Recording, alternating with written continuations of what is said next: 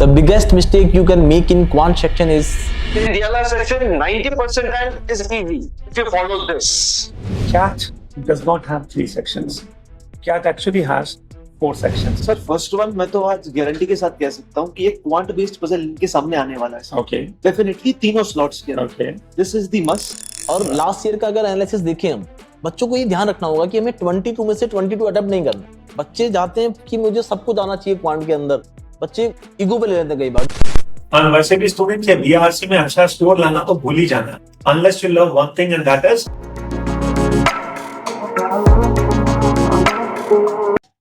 Hey all the students, welcome once again to SCAT YouTube channel. वैसे तो इस channel पर हम तीनों पिछले कई महीनों से we people have been delivering fantastic content for CAT. Ankit sir की क्लासेस सुपर हिट है, DILR के बहुत सारे सेट्स आप अर्पित सर के साथ सॉल्व कर चुके हैं and बहुत सारे RC के passages, verbal ability we people have taken on this channel. And truly students, बहुत कम चैनल्स ऐसे होंगे, बहुत कम प्लेटफॉर्म्स ऐसे होंगे जहां पर जिस तरह का love and affection people have showered, that is fantastic. आप सबके कमेंट्स हम लोग पढ़ते रहते हैं and they are truly mesmerising and inspiring. So students, आज का ये जो पैनल डिस्कशन है, the basic objective is to ensure that we have a wonderful discussion where we people can let you understand last 1 month strategy for CAT. Students, कई बार मैं देखता हूँ, कई बार स्टूडेंट्स ऐसे होते हैं जो कई महीनों तक बहुत अच्छी तैयारी करते हैं, लेकिन जब लास्ट मोमेंट आता है they become anxious, they become nervous. ये जो डिस्कशन है ये बेसिकली उसी एंजाइटी और उसी नर्वसनेस को मैनेज करने के लिए।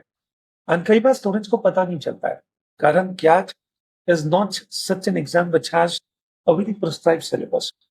बाकी 12th में, कॉलेज में सर अपन देखते हैं Yes, sir. कि बाकी सब में जनरली क्या होता है, एक फिक्स सिलेबस होता है। यू हैव 15 चैप्टर्स, 1 से स्टार्ट करके 15 तक कंप्लीट करो and the job is done. But CAT is not such an exam.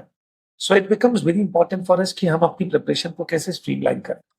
तो स्टूडेंट्स, इस पूरे डिस्कशन को लास्ट तक वॉच करना एंड बिलीव मी, आप इतना सीख कर जाओगे and this will help you to excel in CAT। So let us introduce proudly the fantastic team of SCAT।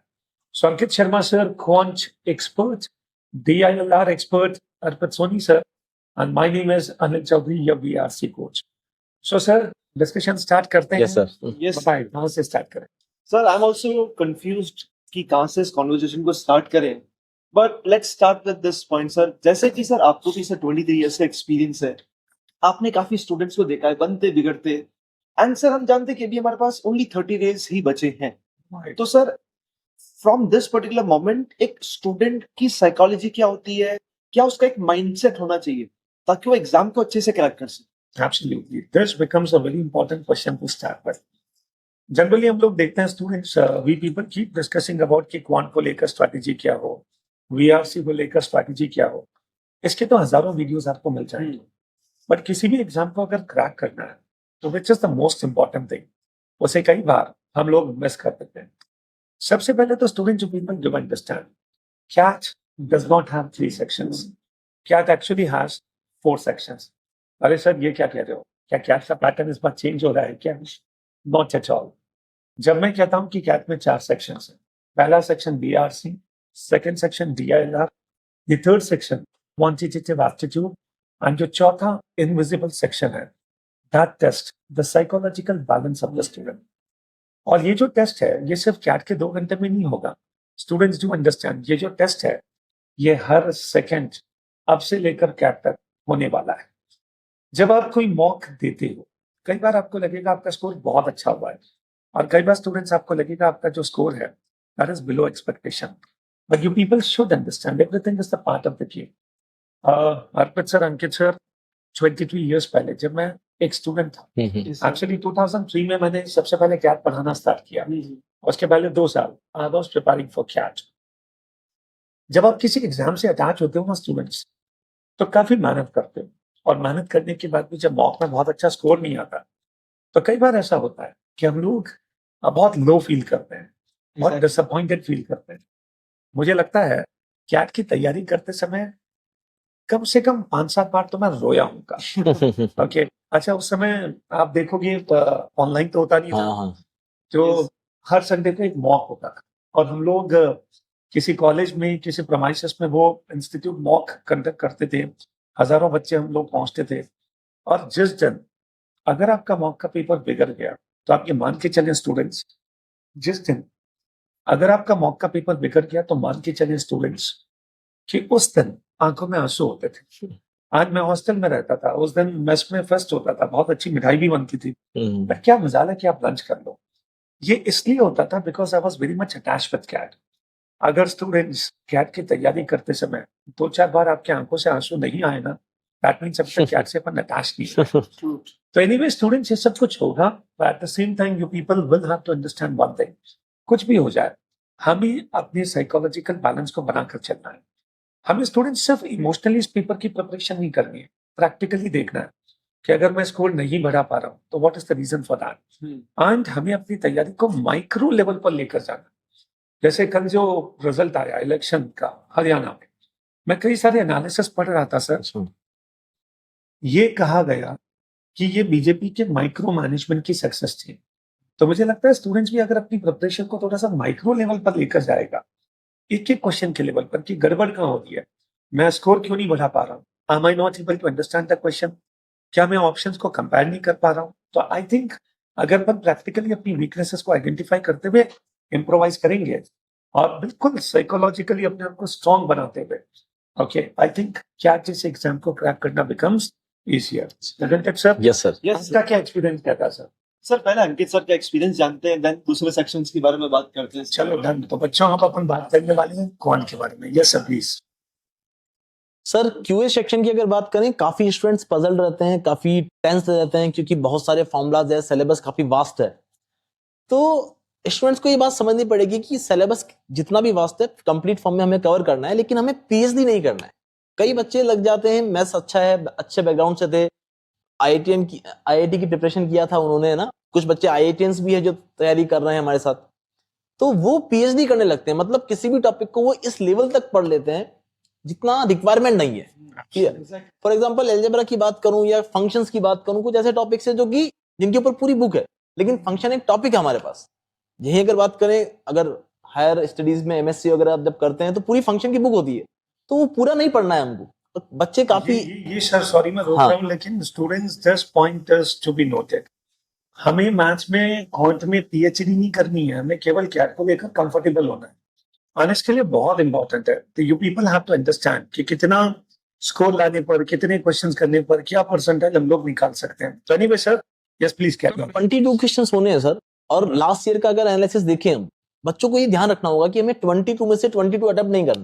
बच्चे जाते हैं कि मुझे सब कुछ आना चाहिए क्वांट के अंदर, बच्चे ईगो पे ले लेते हैं कई बार। जो मैथ्स में काफी अच्छे बच्चे हैं, जो काफी अच्छा जिनका ट्रैक रिकॉर्ड रहा है मैथ्स के अंदर, वो ईगो पे ले लेते हैं, हर क्वेश्चन अटेम्प्ट करने लगते हैं।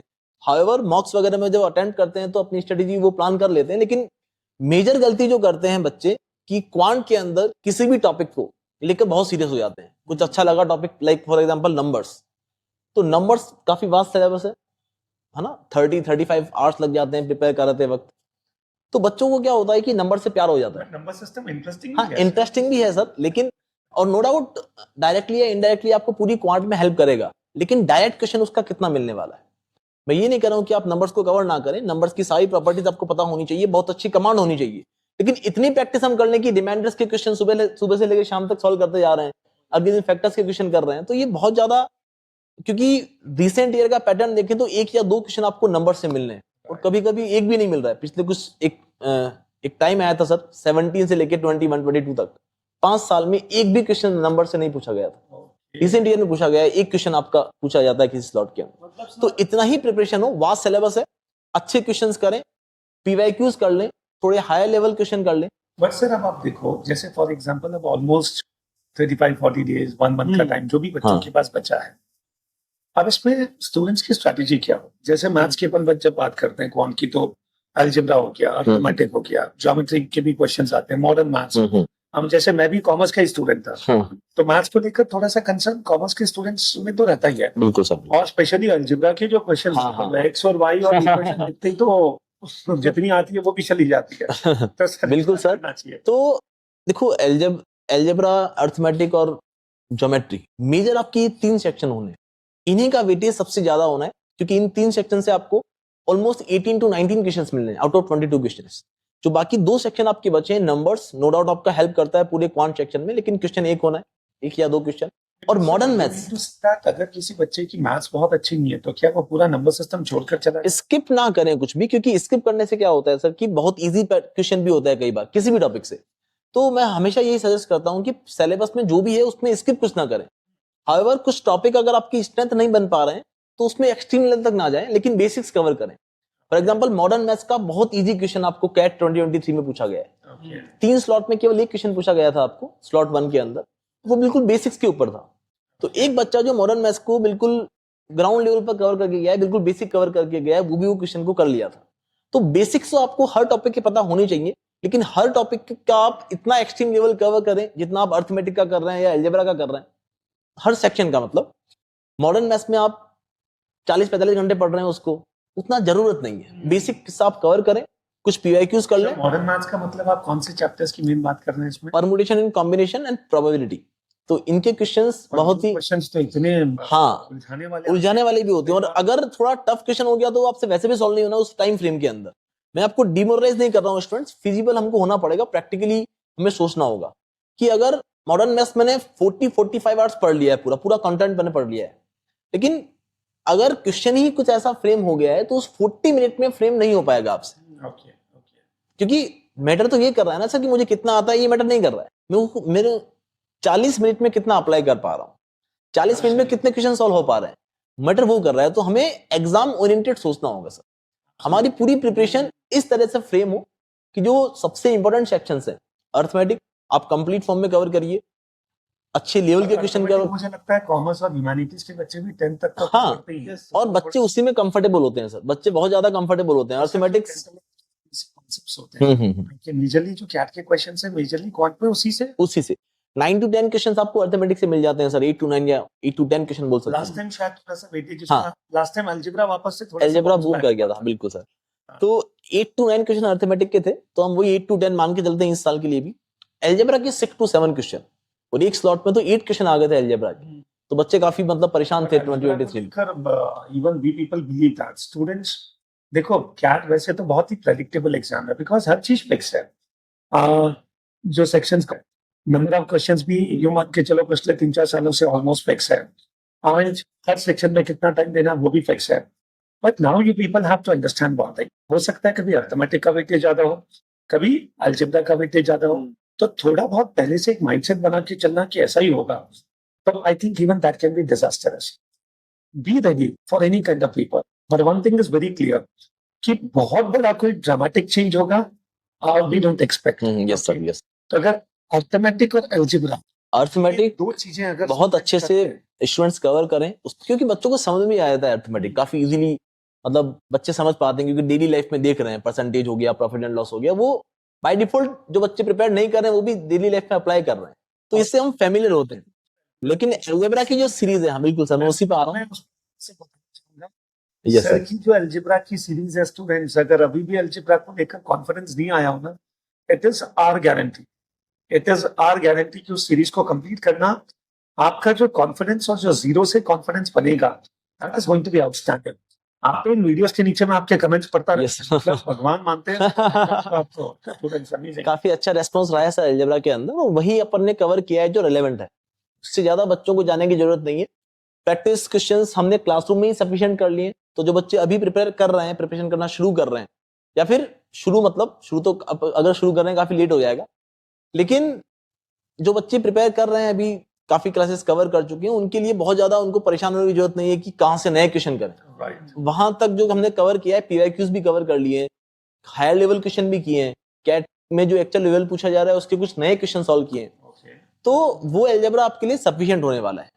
अर्थमेटिक, अलजेब्रा और ज्योमेट्री, ये 3 सेक्शन आपके होने वाले हैं। 3 सेक्शन को आप कंप्लीट फॉर्म में कवर करिए, जिसमें आप थोड़े हायर लेवल क्वेश्चन करें, पीवाईक्यूज करें और बेसिक सारे कवर करें। दैट्स जैसे सर फॉर एग्जांपल, अब एक कोई ऐसा स्टूडेंट है जिसने पूरी मैथ्स पूरा क्वांट पढ़ लिया, बेसिक से सब कुछ कवर भी कर लिया, खूब सारे मॉक्स भी दे दिए, अब तैयारी ऑलमोस्ट उसकी हो चुकी है, ऐसे बच्चों के लिए नेक्स्ट जो टाइम बचा है उसमें क्या करना चाहिए? उसमें सर उनको देखो, रिवीजन सर बहुत इंपॉर्टेंट है, क्योंकि अगर आप रिवाइज नहीं करेंगे तो चीजें, कई बार क्या होता है कि बच्चा पहले अर्थमेटिक पढ़ा फिर अलजेब्रा पढ़ा, तो अर्थमेटिक के कई सारे कंसेप्ट क्योंकि वो प्रैक्टिस नहीं कर रहा है काफी टाइम से, तो वो रिकॉल नहीं कर पाता है या अप्लाई नहीं कर पाता है किसी क्वेश्चन के अंदर। तो रिवीजन बहुत इंपॉर्टेंट है, रिवाइज करें सारी चीजों को अगर आपका कोर्स एक बार हो चुका है।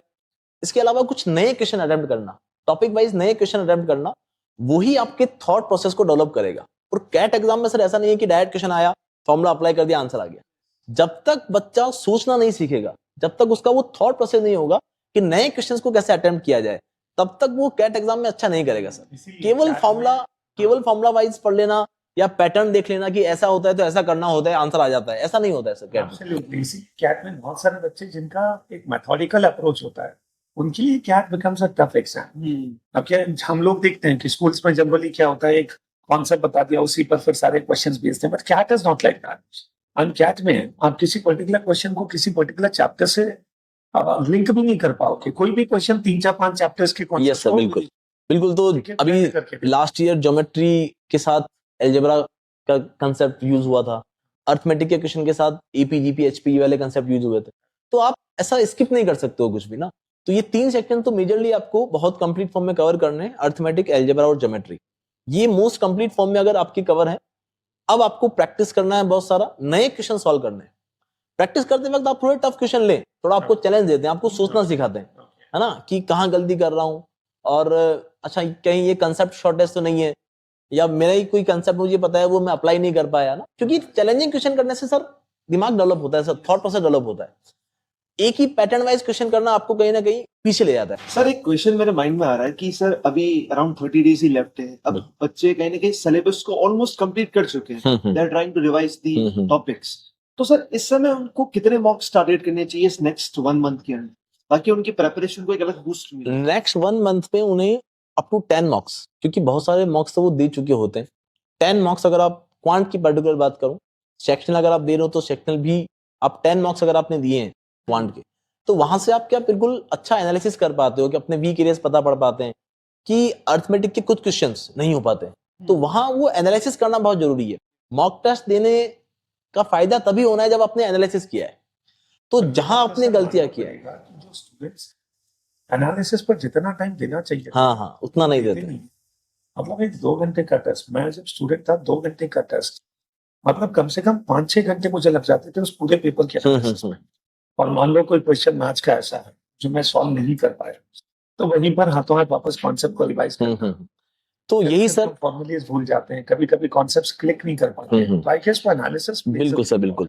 एनालिसिस मतलब जो क्वेश्चन हमसे नहीं हो पाए वो क्यों नहीं हो पाए, कहीं वो कंसेप्ट शॉर्टेज था, कोई कंसेप्ट जो मुझे पता नहीं है, क्या मैंने कोई सिली मिस्टेक कर दिया प्लस माइनस का, जिस कारण थीटा कैटेगरी के जो क्वेश्चंस होते हैं कई बार गलत हो जाते हैं, है ना। थीटा वाले बच्चे काफी गलत कर देते हैं ना, क्योंकि पता ही नहीं होता। तो वो गलतियां क्यों हो रही है, और सेम गलती आप रिपीट ना करें, ये आपका एक मोटिव बना के चले कि प्लस माइनस की गलती हुई है, कैलकुलेशन की मिस्टेक हुई है, एचसीएफ एलसीएम लेने में जो भी गलती आपसे हुआ है, वो गलती आप कहीं ना कहीं आपको पता हो, आपके माइंड में रहे कि वो गलती मुझसे होती है, वो रिपीट ना हो। तो एनालिसिस करते वक्त ये बहुत जरूरी कि सेम गलती को आप रिपीट ना करें, और कंसेप्ट जहां जो मिस कर दिए वो आपको लिखने, और जो टॉपिक्स आपके बहुत अच्छे कवर्ड है उनका डिटेल्ड सॉल्यूशन आपको कवर करना है फॉर श्योर। आपको समझ में आना चाहिए, जो क्वेश्चन आपसे नहीं हो पाया उसका कारण आपको पता होना चाहिए। टॉपिक ही आपने नहीं पढ़ा तो बात ही खत्म, है ना। लेकिन टॉपिक आता है, अच्छे क्वेश्चन भी किए थे, पीवाईक्यूज भी किए थे, लेकिन फिर भी ये क्वेश्चन नहीं हो पाया, तो उस कारण पे काम करना बहुत जरूरी है बच्चों। एंड सर यहाँ पर एक और चीज मैं ऐड करना चाहूंगा, बिकॉज मैं हर साल बहुत स्टूडेंट्स को देखता हूँ, वो कहते हैं कि सर हमने पहला सेक्शन वीआरसी किया, वो बहुत अच्छा नहीं कर पाए, सेकंड सेक्शन डीएलआर एक आधे सेट में ऐसे अटक गए कि हमें लगा कि बस पूरा पेपर ही बिगड़ गया। और ऐसे बच्चे जो मैथ्स में बहुत अच्छे भी होते हैं, बट क्योंकि दे बिकम होपलेस, तो कौन के सेक्शन को जितना डेडिकेशन और जितना इंटरेस्ट के साथ करना चाहिए था, students actually lose their hope, and that becomes a blunder. You people do understand कि क्या है बेटा, till the last second the fight is on. तो आपका फर्स्ट सेक्शन सेकंड सेक्शन कितना भी अच्छा हो या ना हो, लेकिन क्वांट तक, लास्ट सेक्शन तक और लास्ट सेकंड तक you people have to keep doing it. तो कहीं पर भी बीच में होपलेस होने की जरूरत नहीं है। अच्छा सर, एक और चीज before we proceed towards DILR, कितने क्वेश्चंस क्वांट में आइडियली एक 90 परसेंटाइल के लिए हमें कर लेना चाहिए? सर 90 परसेंटाइल कैट 2023 की बात करें तो जिसके 6 to 7 क्वेश्चन सही थे, उसका 90 परसेंटाइल और इवन उससे भी कम में उसका 90 परसेंटाइल हो गया था। 5 क्वेश्चंस अगर सही है, कोई भी गलत नहीं है, 90 परसेंटाइल आ गया था। लेकिन इस साल अपन थोड़ा मार्जिन लेके चलते हैं सर, है ना। अगर मैं 99 परसेंटाइल की बात करूं तो 22 क्वेश्चंस में से इस साल, पिछली बार तो जिसके 9 या 10 क्वेश्चन सही थे उसका 99 परसेंटाइल हो गया था। 22 में से 9 to 10 क्वेश्चंस, दैट्स इट। लेकिन इस साल हम 1-2 क्वेश्चन का मार्जिन एक्स्ट्रा लेके चलते हैं और 2-3 क्वेश्चन हमसे गलत भी होते हैं, तो 13-14 क्वेश्चंस, 99 की बात कर रहा हूं सर। ये इजी टास्क नहीं है। बच्चों को लगेगा कि सर बहुत ज्यादा अटेम्प्ट बता रहे हैं, लेकिन 99 ही अगर आपका टारगेट है कि हमको तो 99 से कम कुछ मंजूर ही नहीं है, तो आपके 13 to 14 अटेम्प्ट्स अगर हैं, 2-3 क्वेश्चन सर, 1-2 क्वेश्चन गलत हो जाते हैं सर, है ना। वो एमसीक्यूज में या ऑप्शन को लेके हम कंफ्यूज हो जाते हैं या प्लस माइनस की कोई गलती। तो हमारे मॉक जो आइडियल अटेम्प्ट्स हैं वो 13 to 14, जो ये एक बहुत टफ टास्क है सर। बच्चे सोचेंगे कि सर ने कितना बड़ा नंबर बोल दिया। Understand this is if you want to really score more than 99 percentile. But ऐसे भी बहुत सारे स्टूडेंट्स होंगे जो पॉसिबली उस रेंज में क्वांट में नहीं पहुंच रहे। ट्राई टू अंडरस्टैंड, हमेशा अपना जो टारगेट है ना वो बहुत रियलिस्टिक होकर बनाओ। अगर आपको लग रहा है कि नहीं सर 99 परसेंटाइल मोमेंट में टच करना will not be possible for me, जो कि मुझे लगता है मेजॉरिटी ऑफ द स्टूडेंट्स के लिए 99 percentile that actually becomes a dream and an unrealistic target. ऐसे सभी स्टूडेंट जो people do understand, अगर आप क्वांट में 90 परसेंटाइल, 92 परसेंटाइल, 95 परसेंटाइल भी टारगेट करना चाहते हो, तो आज अंकित सर वाज टेलिंग 22 में से अगर 5-6-7 क्वेश्चंस भी अपन ढंग से कर लें, तो still you people can expect 90 percentile plus. Students, ये क्या है, इसमें बहुत ज्यादा क्वेश्चंस करने की जरूरत ही नहीं होती है। और दैट इज द रीजन, जिन बच्चों को लगता है ना बाप रे 40 मिनट्स 22 क्वेश्चंस, आपको साइकोलॉजी से बाहर आता है। हाँ, साइकोलॉजी से बाहर, ये बहुत बड़ी गलती है सर।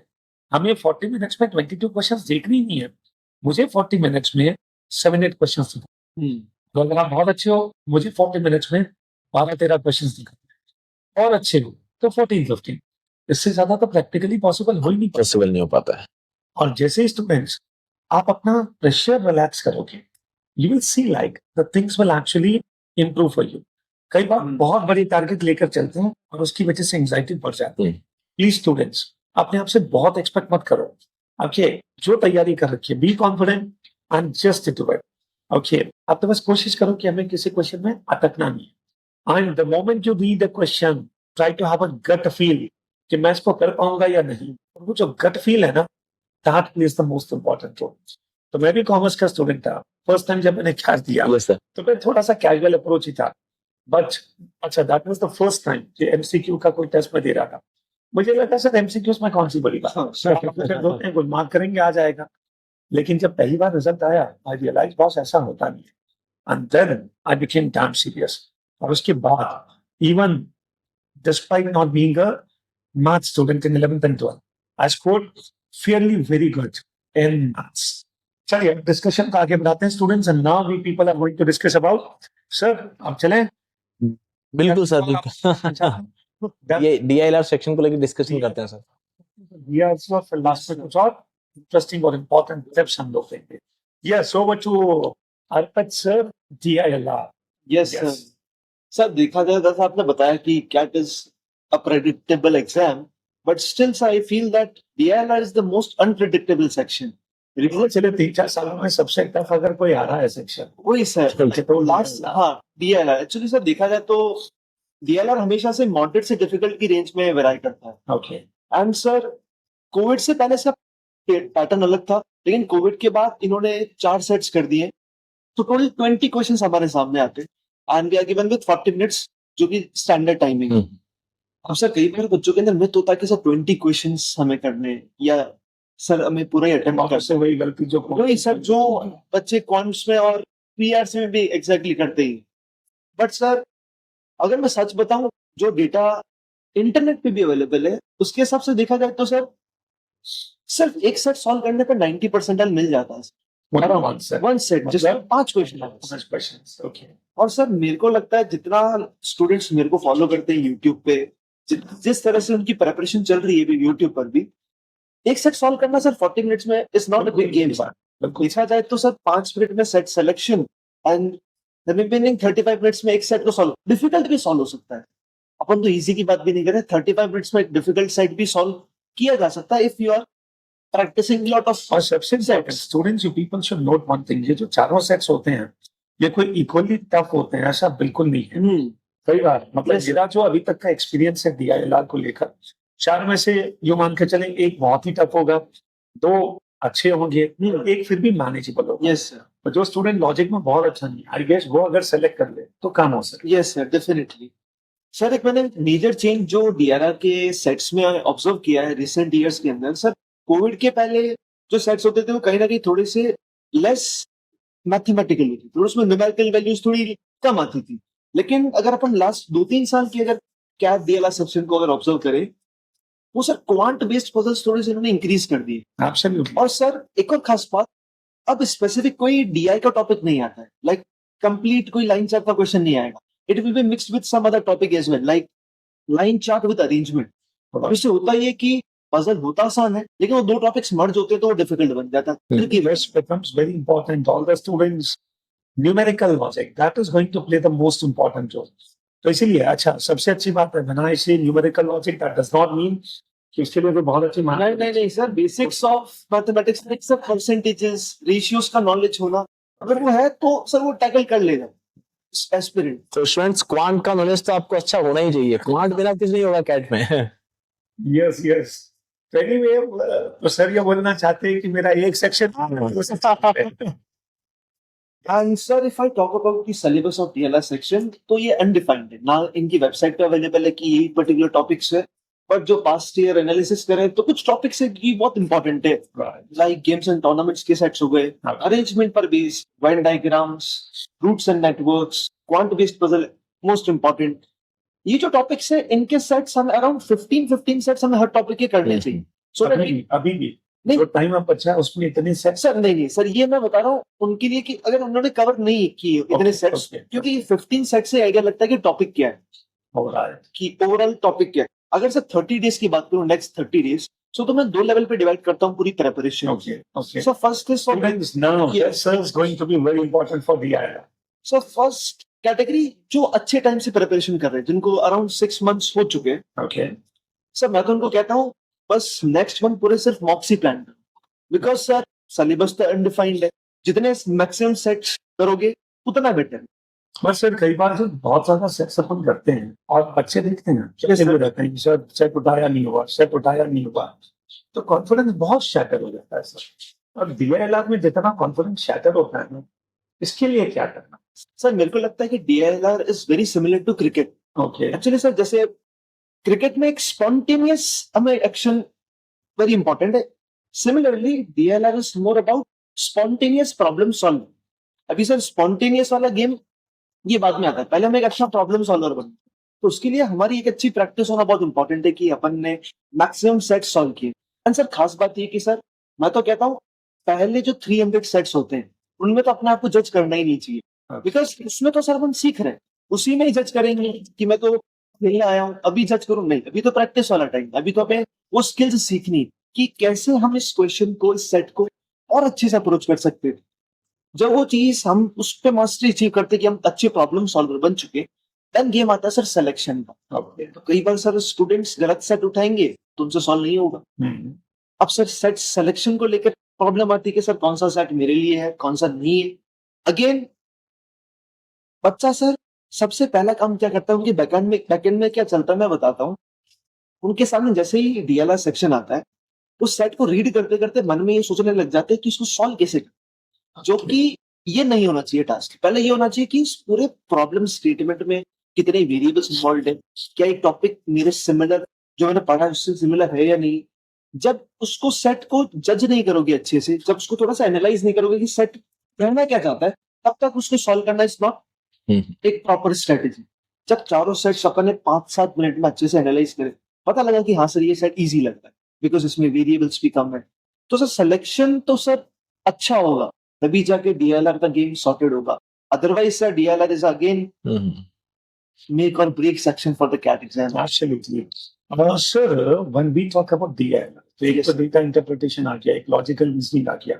Yes sir. आजकल as you were saying that core DI is not much important. Yes sir. Core DI is तो not. क्या बच्चा कैलकुलेशन वाला जो पार्ट है, जैसे पहले होता था ना when I was a student, तो बीच में भी कई बार तो इतने हाईली कैलकुलेटिव सेट्स थे, यस स्टूडेंट को पता तो चल रहा है कि मुझे करना क्या है, पर इतना कैलकुलेशन करें कैसे? इसलिए वो आप क्या एक्सपेक्ट करते हैं? ऐसा कोई सेट अभी भी आने की चांसेस हैं या बिल्कुल नहीं है? नहीं सर, एक्चुअली जितना मैं डीएलआर को समझ पाया हूँ सर, अब जो हमारे पेपर सेटर है वो फोकस्ड है मोर लॉजिक, वो कैलकुलेशन नहीं कराना चाहते आपसे, वो कैलकुलेशन वो कराना चाहते हैं जो स्मार्ट कैलकुलेशन है। Students, this is very important. Problem solving techniques and बहुत heavy quant based calculation will not come in DLR. Logic has to be very strong. वही सर, मतलब और लॉजिक में सबसे अच्छी बात है, जिन बच्चों की 12th की परसेंटेज 10th की परसेंटेज बहुत कम भी है ना, still the people can be sound enough and being more people. Exactly sir. तो ऐसा कुछ वैसे सर ऑन स्क्रीन कैलकुलेटर मिलता है, बट सर मैंने देखा नहीं आज तक वो यूज करने नहीं आता, यूज नहीं आता वो मोस्ट इवन वो क्वांट के अंदर भी बहुत कम यूज आ पाता है सर, जो हाँ काम में आता है, अदरवाइज तो सर वो काम में भी नहीं आता। बाकी सर एक और मैंने चेंज देखा है, जैसे लास्ट ईयर की बात करूं 2023 में 4 सेट्स थे, लेकिन सर थीटा क्वेश्चंस की फ्रीक्वेंसी भी इंक्रीज हुई था इन डीएलआर सेक्शन। एक जो सेट था जिसमें 5 क्वेश्चंस थे लेकिन 4 थीटा क्वेश्चंस थे। इसीलिए सर मैं कह रहा था कि मॉक्स देना बहुत इंपॉर्टेंट है, क्योंकि मॉक्स में ही पता लगेगा आपको कि आपकी स्ट्रेटेजी कौन सी वर्क कर रही है, कौन सी वर्क नहीं कर रही है। तो मॉक्स ही सर असली में डिसाइड करने वाले कि आप कितना अच्छा परफॉर्म करोगे डीएलआर सेक्शन में on the DD. One direct question, DLR के जितने भी पैटर्न्स हैं, जितने भी टाइप्स ऑफ क्वेश्चंस आते हैं, कौन से 3 टाइप्स आपको लगता है कि स्टूडेंट्स को मास्टरी कर लेनी चाहिए? सर फर्स्ट वन मैं तो आज गारंटी के साथ कह सकता हूँ कि एक क्वांट बेस्ड पजल इनके सामने आने वाला है। ओके, डेफिनेटली तीनों स्लॉट्स के अंदर okay, this is the must. बाकी sir games and tournaments, exactly sir, games and tournaments guarantee नहीं कि आपके स्लॉट में आएगा, लेकिन किसी ना किसी स्लॉट में तो पक्का आएगा गेम्स एंड टूर्नामेंट। वो आपको एक स्ट्रॉन्ग बनाता है, आपको सोचना भी सिखाता है वो games and tournament. And sir third मैं कहूंगा एक मेजरली उसको डिवाइड करूंगा अरेंजमेंट एंड डिस्ट्रीब्यूशन के अंदर। इसके जो सेट्स होते हैं जहां अरेंजमेंट एंड डिस्ट्रीब्यूशन इन्वॉल्व है, इनके सेट्स भी काफी बार देखे गए हैं। तो these are the 3 most important topics जिनको तो हमें मास्टर करनी है। तो क्या 2023 में तीनों स्लॉट्स में सर एक सेट ऐसा था जिसमें mean median mode, exactly sir, इस पर क्वेश्चन जरूर था। एक था तो सारे स्टूडेंट्स, हालांकि बहुत ज्यादा टेक्निकली स्टैटिस्टिक्स आता है, ऐसा बिल्कुल नहीं है, but at least mean median mode student should be able to understand that as well. हाँ सर, बस बेसिक अंडरस्टैंडिंग होनी चाहिए कि मीन का मीनिंग क्या है, मोड कैसे निकलता है, और एक टेबल की फॉर्म में जो डेटा होता है उसका मीन मीडियन मोड कैसे निकाला जाता है। एग्जैक्टली वो सब कुछ मतलब जिसको बेसिक नॉलेज है मीन मीडियन मोड का, वो उन सेट को आराम से ट्राई कर सकता है सर। अब सर मैं वही कह रहा हूँ ना सर, डीआरआर का सेट डिफिकल्ट तब बनता है जब 2 टॉपिक्स मर्ज हो जाते हैं। सिंगल टॉपिक आजकल वो चला, जब 2 टॉपिक्स मर्ज होती है तो वो कॉम्प्लेक्स हो जाता है, ये किसी को पता है किसी को नहीं पता है। लेकिन जिसको मीन मीडियन मोड आता है उस सेट को आराम से टैकल कर सकता है। तो basic knowledge of kind of basics of quants strong है थोड़े से। तो अल्टीमेटली प्रैक्टिस बहुत बड़ा रोल है, बीआईएलआर तो प्रैक्टिस का ही खेल है पूरा। Yes yes, practice and practice. इसमें मैथ्स की तरह क्वांट की तरह ना तो कोई चैप्टर्स एंड नथिंग, चैप्टर्स नहीं है, तो बस आपके सामने जो क्वेश्चन आ जाएगा वो सॉल्व करना। एग्जैक्टली। और एक सजेशन मेरी तरफ से, जो मेरा एक्सपीरियंस था when I was a student of DLR, कई बार क्या होता है ना, हम जब कमरे में अकेले बैठकर डीएलआर के क्वेश्चन सॉल्व करना स्टार्ट करते हैं, पहला सेट उठाया, खूब कोशिश की, नहीं हुआ, दूसरा उठाया, खूब कोशिश की, नहीं हुआ, क्या होता है, फ्रस्ट्रेशन आता है। यहाँ पर अगर 2-3-4 दोस्त जो लाइक माइंडेड है, जो साथ में बैठकर स्टडी सीरियसली कर सकते हैं, तो क्या होता है सर, जब किसी सेट में डिस्कशन होता था, कुछ मैं नहीं निकाल पाया, फ्रेंड ने हिंट कर दिया, एग्जैक्टली, तो वहां से जो मेरा इंप्रूवमेंट आया वो बहुत अच्छा वो होता है सर। एक ग्रुप स्टडी बहुत हेल्प करती है डीएलआर सेक्शन में specifically. And all the students never ever forget, एक सेट अगर पूरा कर लिया 90% गारंटी, 2 सेट्स कर लिए 99% प्लस गारंटी, और उसके ऊपर बियॉन्ड निकल गए तब तो बस अच्छे कॉलेजेस रेट कर रहे हैं अपना। तो सर बात करते हैं वीआरसी सेक्शन का। बच्चे बहुत ज्यादा टेंशन में रहते हैं, एक तो ग्रामर नहीं आता है, मेजर तो ये कि ग्रामर पोर्शन नहीं है, कैसे करें वीआरसी सेक्शन को। तो क्या स्ट्रेटेजी बच्चों के लिए होनी चाहिए अपकमिंग 30 डेज में, ताकि इस सेक्शन में वो स्कोर को मैक्सिमाइज कर पाए। सबसे पहले सर वो सेलिंग की वीआरसी को लेकर बच्चे बहुत टेंशन में रहते हैं। बच्चों को हम लोग बताओ, तीनों सेक्शन में से सबसे ज्यादा टेंशन तुम्हें किसकी रहती है? कौन की रहती है? लेकिन सर आपका ये स्टेटमेंट था एक शॉर्ट के अंदर, बच्चों ने भी देखा होगा कि टेंशन रहती है क्वांट में लेकिन नंबर कम आते हैं वीआरसी में। चलिए, सो ऑल द स्टूडेंट्स, वैसे तो सारा पैटर्न आपको पता है. I'll immediately focus on next 1 month. What do people have to do in VRC? Students, there is no shortcut here. अगर कैट में ग्रामर आता होता, अगर कैट में वोकैब के डायरेक्ट क्वेश्चंस होते, तो शायद किसी भी इंग्लिश के ट्यूटर के लिए पढ़ाना और इजी हो जाता. एग्जैक्टली पर एक्चुअली होता क्या है? अच्छा, जब मैं सर स्नैप के लिए बच्चों को पढ़ाता हूँ, वहां पर एक्चुअली बहुत कुछ पढ़ाने के लिए भी होता है. The reason happens to be questions are based on idioms and phrases, questions are based on vocab, questions are based on grammar. But here, when we talk about CAT, this is altogether a very different game. And students, unless you have very good reading skills, cracking VRC section of English won't be possible. 24 questions, 16 questions are based on purely reading comprehension. And जो बच्चे भी 8 questions है, वो भी कहीं ना कहीं reading से oriented. Students or people just identify and which thing you're good enough. When we talk about reading comprehension, if that becomes your forte, तो कम से कम जो 4 passages आते हैं, 16 questions, 2 passages thoroughly clear करो. और स्टूडेंट्स अगर उससे ज्यादा कर पाओ तो बहुत ही अच्छी बात है. And second, if you feel like कि your verbal ability is fantastic, jumble paragraph को अरेंज करने में आपकी मास्टरी है, या फिर पैरा कंप्लीशन में आपकी मास्टरी है, तो मुझे लगता है स्टूडेंट्स के पास अपना फोटे थोड़ा सा समझ लेना चाहिए. And go with the pre defined strategy. Paper start होने के बाद फिर सोचना कि चल यार मैं पहले पैसेज कर लूं, नहीं यार चल बीच में मैं वो 2 कर लेता हूं, फिर वापस पैसेज पे. Go with the pre defined strategy. जब पेपर पूरी तरह से प्री डिफाइंड है कि 16 क्वेश्चंस ऑफ पैसेजेस, हो सकता है कुछ माइनर चेंजेस हो जाए, पर हमें नहीं लगता कोई बहुत बड़ा चेंज होगा, बिकॉज कैट का पैटर्न पिछले कुछ सालों में we have seen has got standardised. तो my suggestion to all the students will be go with a predefined strategy. 2 passages, 6 questions verbal ability के, पहले वीए करना और फिर पैसेजेस, या पहले पैसेजेस या फिर वीए. सेकंड, अगर आपकी इंग्लिश बहुत अच्छी है, सर मैं 3 पैसेजेस निकाल सकता हूँ on an average 8, 9, 10 minutes per passage. And second, बचे हुए 10 मिनट में I can crack 7, 8 questions of VRs of verbal ability. You can go, you can do that also. But my suggestion will be, आप एक strategy बनाकर तो जाओ. अभी भी मैं स्टूडेंट्स को देखता हूँ, they are continuously asking, sir क्या करना है? मैसेज पहले करूँ कि verbal ability? This question should enter now.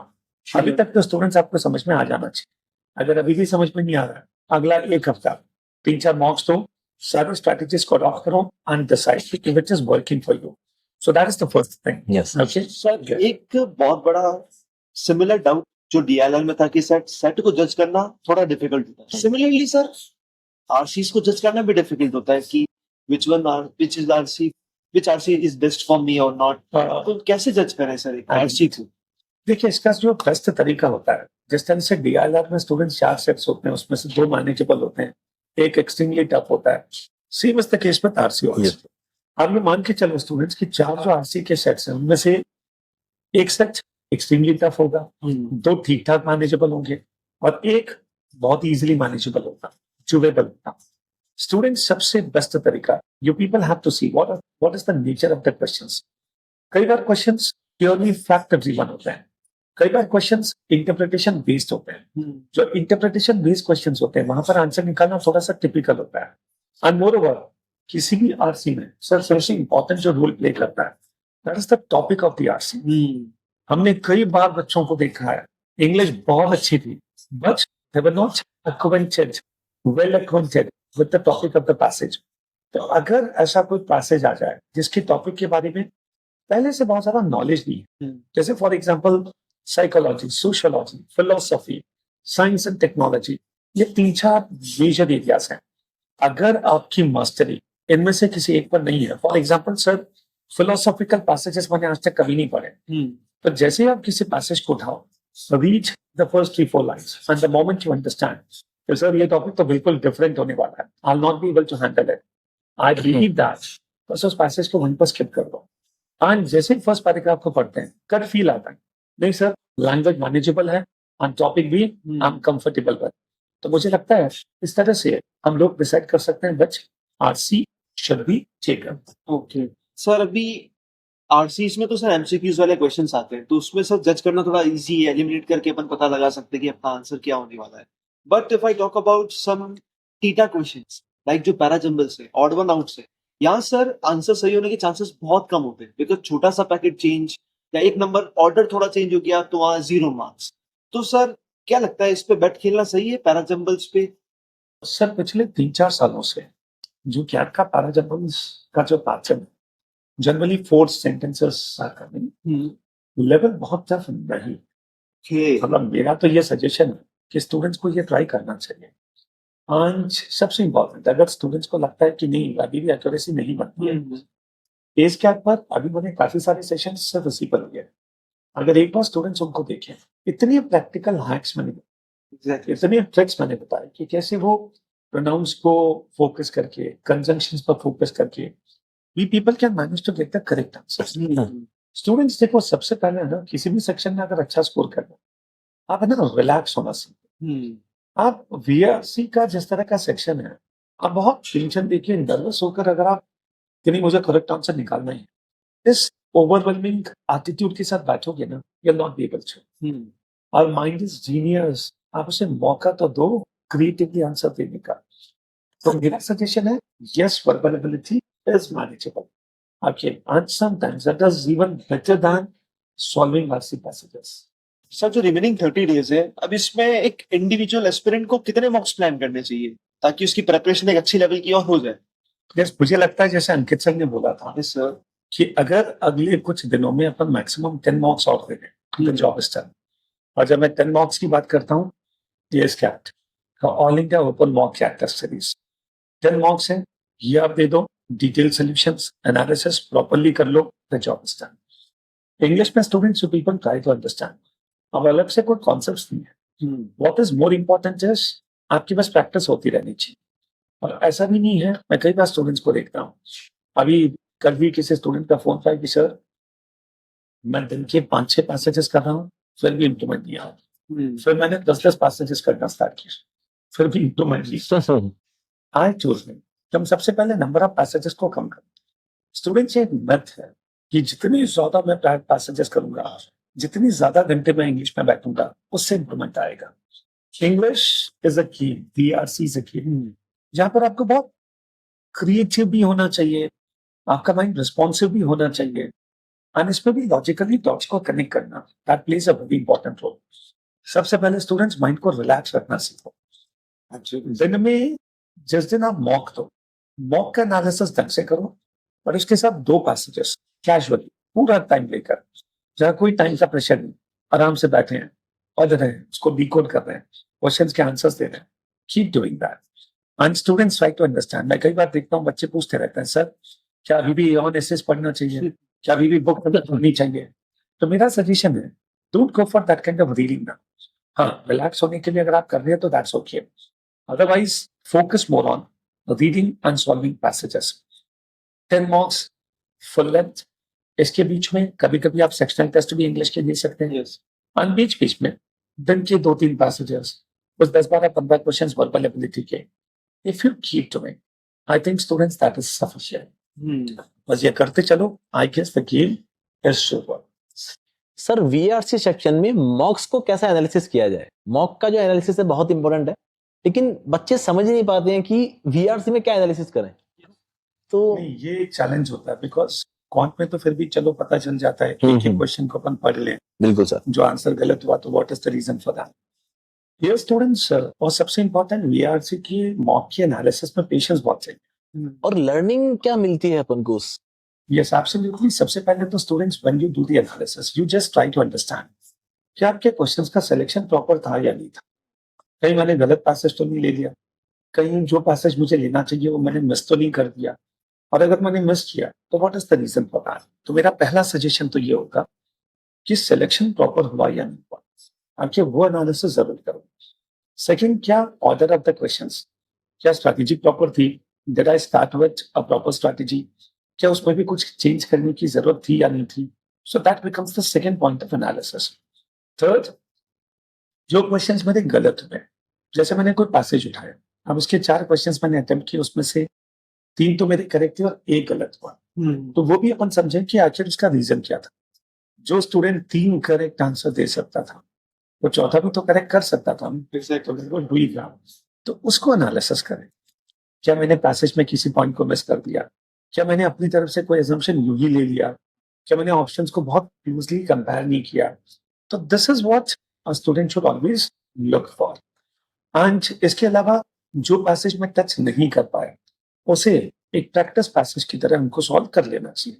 this तो is VARC something के लिए which is- सर कंक्लूजन ये है कि स्ट्रेटेजी बहुत इंपॉर्टेंट है VARC के लिए. हाँ, सारा खेल स्ट्रेटेजी और प्लानिंग का जो है आपका, कैसा आप एग्जीक्यूट करते हो. absolutely. ये strategy से तो जाना ही चाहिए. And moreover, students do understand. In case if your accuracy is not very good in VRC, hopeless होने की कोई जरूरत नहीं है स्टूडेंट्स. अभी भी you people can crack it. And VRC में अगर 90% लेकर आना, प्लीज इंश्योर दैट कि लगभग 6 to 7 क्वेश्चंस हमारे बिल्कुल अच्छे अटेम्प्ट्स हो जाए. मतलब 7-8 आप अटेम्प्ट कर लो, उसमें से 5-6 भी अगर सही है, still you people can fetch 90%. And जिन बच्चों का VRC बहुत अच्छा है, बिलीव मी स्टूडेंट्स, 17, 18 और 19 अटेम्प्ट्स इतने भी आप लोग निकाल सकते हैं. ओके, और अगर उतना अच्छा नहीं है तो टारगेट 95% आए. 11, 12, 13 क्वेश्चन अटेम्प्ट कर लो, उसमें से 9 या 10 सही हो गए तो भी अपना काम हो जाएगा. तो VRC कंपैरेटिवली मुझे लगता है प्रैक्टिस का गेम है. आने वाले कुछ दिनों तक अपनी प्रैक्टिस करते रहो और हमेशा पॉजिटिव रहने की कोशिश करो. बनाई से पॉजिटिव. आई डू अंडरस्टैंड कि कभी आंसर्स गलत होते हैं तो थोड़ा सा नेगेटिविटी आ भी जाती है, बट एनीवे वापस से रेजिलियंट होने की कोशिश करो.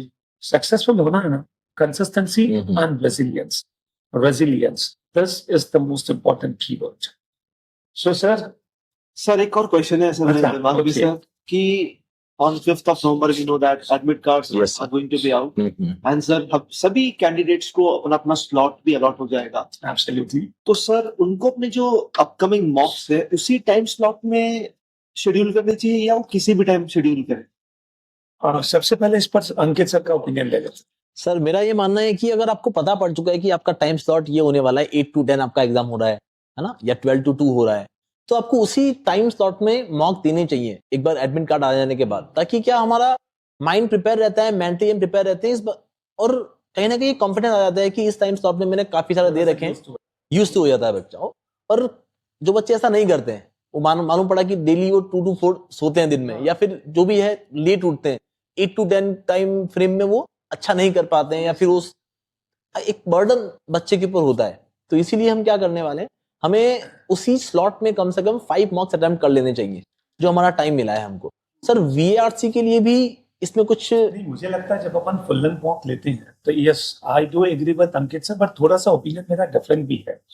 मैं एक्चुअली इन एक्सटर्नल फैक्टर्स को बहुत इंपॉर्टेंस नहीं देता. मैं तो ये मानता हूँ स्टूडेंट्स, आपकी प्रिपरेशन और आपकी तैयारी इस लेवल पर होनी चाहिए. सर आप जिस भी टाइम पर दे दो टेस्ट, कैसे भी क्वेश्चंस दे दो, I am ready to handle. But फिर भी आई डू एग्री कि जो आपका फाइनल टाइम स्लॉट है उस पर भी थोड़ी सी प्रैक्टिस अगर आप लेकर चलोगी तो दैट इज गुड इनफ. बाकी तो स्टूडेंट्स क्वेश्चन सॉल्व करना आना चाहिए, कॉन्सेप्ट्स की क्लैरिटी चाहिए, प्रैक्टिस का दमखम चाहिए, मॉक्स की मेहनत दिखनी चाहिए. और स्टूडेंट्स आप मेहनत करके जाओ, ये टाइम फिर कभी लौट कर नहीं आने वाला. एंड बिलीव मी स्टूडेंट्स, अभी जितने डिस्ट्रैक्शन है सब बता दो, आपकी जितनी हॉबीज हैं सब बता दो. थोड़ी सी हॉबी को परसू करो तो केवल रिलैक्स होने के लिए.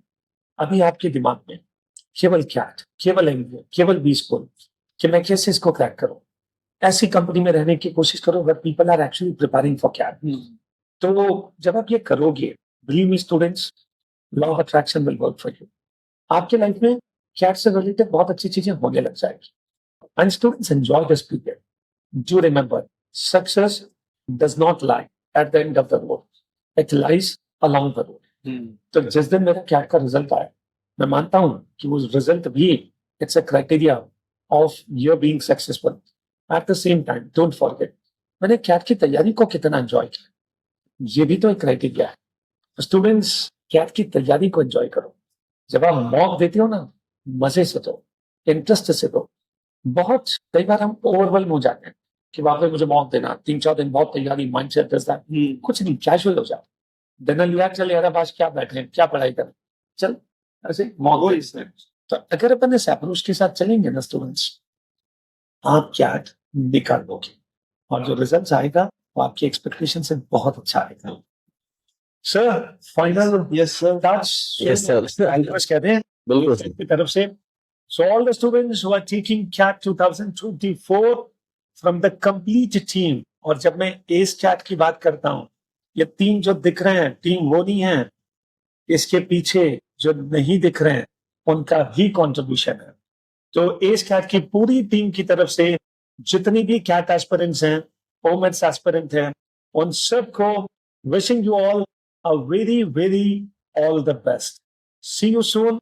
Stay tuned with us CAT. Channel को सब्सक्राइब करो। मेरी शिकायत, हम सबकी शिकायत उन बच्चों से है जो एस कैट के कंटेंट को देखते हैं, खूब अप्रिशिएट भी करते हैं, लेकिन एक्सप्रेस नहीं करते। बेटा प्यार है तो इजहार भी किया कर। तो चैनल को सब्सक्राइब कर, वीडियो को लाइक कर, कमेंट कर और दोस्तों तक जरूर पहुंचा। Thank you very much. Thanks.